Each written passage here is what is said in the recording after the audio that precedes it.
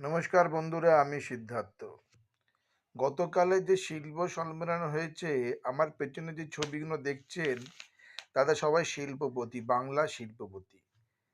ধরুন, আমি এখান থেকে হাস নেভাটিয়াকে দেখতে পাচ্ছি, প্রসেনজিৎ চট্টোপাধ্যায়কে দেখতে পাচ্ছি, আরো কজনকে দেখতে পাচ্ছি।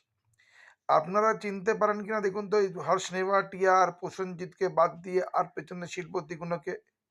তারা কি বাঙালি, না তারা অবাঙালি?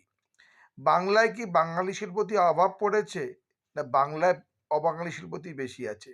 তাই আমাকে দেখুন, এই পেছনে যা দাঁড়িয়ে আছে, তারা বাঙালি না অবাঙালি? স্বীকার করতে লজ্জা নেই বন্ধুরা, বাংলায় শিল্পপতি মানেই অবাঙালি। যারা বাংলা ভাষা জানে না, কিন্তু ট্রেডিং কিংবা ম্যানুফ্যাকচারিং বিজনেস করতে জানে, না ফ্ল্যাট বাড়ি বিক্রি করছে, না হসপিটাল করে রোজগার করছে, এরা বাঙালি